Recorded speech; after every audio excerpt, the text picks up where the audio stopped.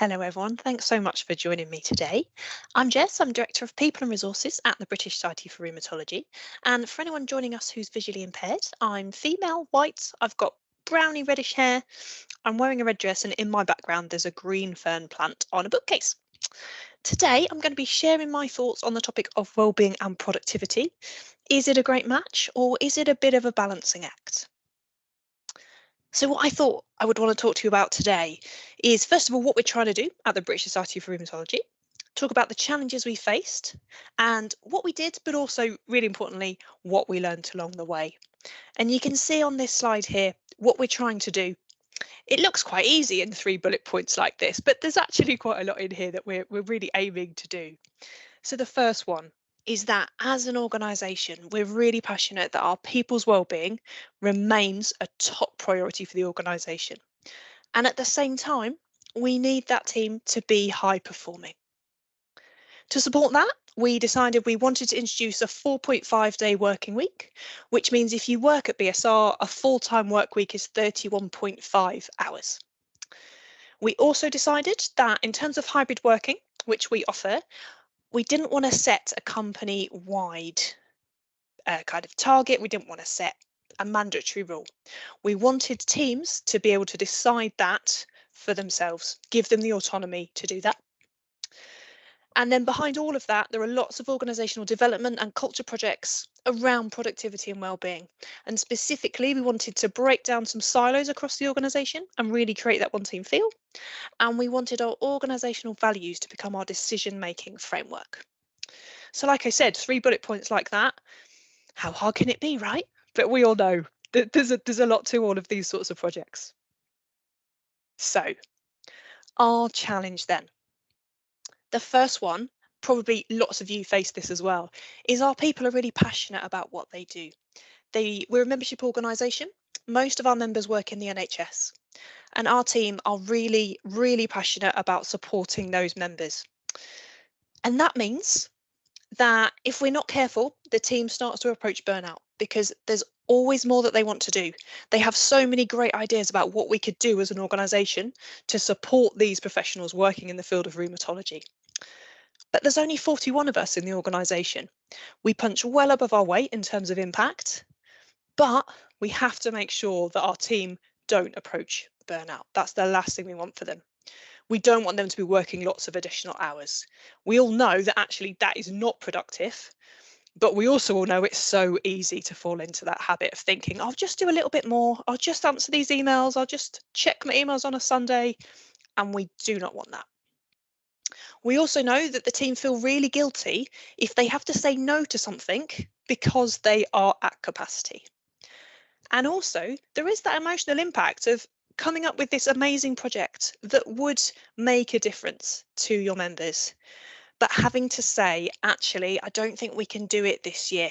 That's really, really hard for people because you could have too many good ideas based on the team size that you have. And of course, everybody finds that difficult. Now, when I started at this organisation back in June 2022, there'd just been a staff survey, and there was 2 results in here that I was going to share with you today. So the first one that was that 32% of staff at that time felt that their workload was unmanageable, and only 41% felt that BSR had that one team approach that I was saying we really wanted to create. So there was huge room for improvement.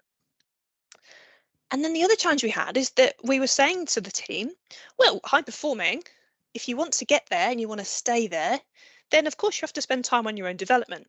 And we knew that the team wanted to do that. They're really keen on continuing professional development, learning new things and sharing that.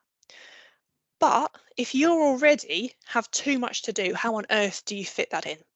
And this quote in my first week, this is what somebody said to me, is just there just doesn't seem to be enough time in the week to fit this all in.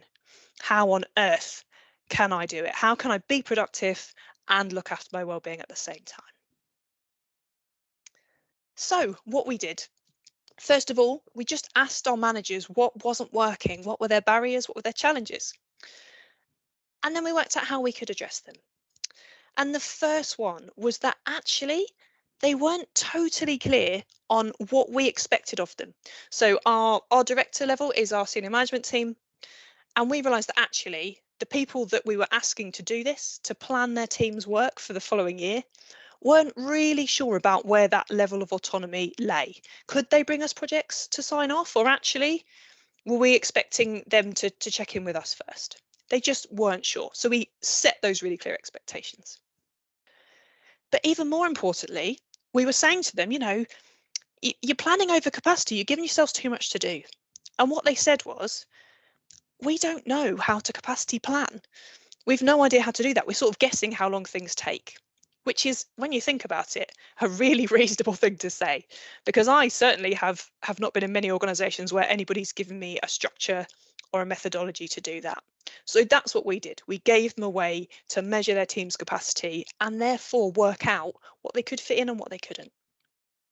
And then following that, because we know the nature of our work is that we plan really well for the next year. And then, of course, someone has a really good idea or things change externally. And what was happening is the teams might start off quite well, but then more and more things came at them during the year. And what wasn't happening was anybody saying, well, hang on, that's now too much. So what we now have is every quarter we do a capacity check-in with the whole of that management layer. And we say, OK, if something else has come in, what do you need to pause or stop? And that just sets a really, really clear message that we do not expect them just to keep going, just to keep adding on more hours. We also, as a senior team, set an 80% planning limit, because what we realised was that actually the team, once they knew how to capacity plan, planned for 100%. So they planned to be working 100% all year for everyone in the team. So that meant there was if you followed that, nobody can go on holiday, no one can be ill, no one can leave, and a new starter would have to be working at 100% from day one. And clearly, none of those things are possible. And the other thing we said to them is, well, if you plan at 80%, that also gives you the opportunity, as if you have a brilliant idea next year, you've still got some capacity to do it. Yes, you might still move things around, but if you don't give yourself any capacity, you might miss a better opportunity. We also talked a lot with them about impact rather than activity. And that was to really try and address that emotional impact I was talking about before, in terms of, well, what does happen if there's a project someone loves and you say, I'm sorry, you can't do it this year? Because it does impact on motivation. So once we started talking about, well, what has the most impact for our members? What has the most impact on the rheumatology community? All of a sudden, that changes people's mindset. So it's not personal, it's about the impact of the organisation and our mission. And the last thing we did, which was really well received, is we got an external facilitator to come in and help us move to that 4.5-day week. And essentially, those sessions were set up so that once you left the 2 sets of sessions, you would know how you were going to essentially lose half a day a week. And essentially, that was on things like wasted tasks, really easy like productivity hacks, and that was really successful. So what we learned then, because hopefully I'm making this sound really easy. Some of it is easy, some of it's really hard. I think trusting teams and giving them autonomy over more of the procedure is absolutely one of the best decisions that we made. So rather than, as a senior team, trying to do all of it, it worked so much better when we said to the teams, right, productivity is really important to us, but so is your well-being.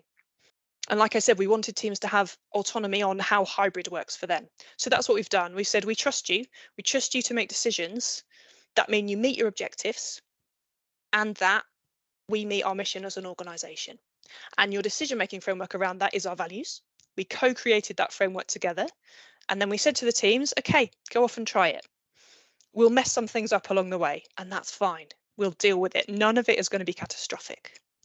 And we absolutely, there's mistakes all over the place. Of course there is. Every organisation has them. But none of them are catastrophic. The team are getting much more confident about sharing those mistakes with each other so other people don't do it. And that, of course, really builds that level of psychological safety that we talk about a lot in the profession at the moment. So I would say, yes, it's taken a lot of time and it's not been easy, but it's 100% worthwhile. And that psychological safety has been really important to us as an organisation. We're always trying to build it and assess it. And one thing we learned actually was that what we as a senior team might think is really obvious. So, for example, I would say on Teams, there's that icon at the top, goes different colours depending on what you're doing. I would never look at that for my team and say, oh, that person's gone orange. They must be off watching Netflix. No, I don't have time for that. And why would I do that? But what we learned actually, we did an all staff away day and we said to the teams, like, in terms of ways of working, what isn't clear? And one person said to me, well, I know that you don't do that, but in my previous organisation, that was standard practice. And here, I know that you've said you don't do that, but it's not written down anywhere. So actually, what we did was when we made our ways of working, we've put really explicit expectations about what we do and don't do at BSR because everybody comes in with really different experiences.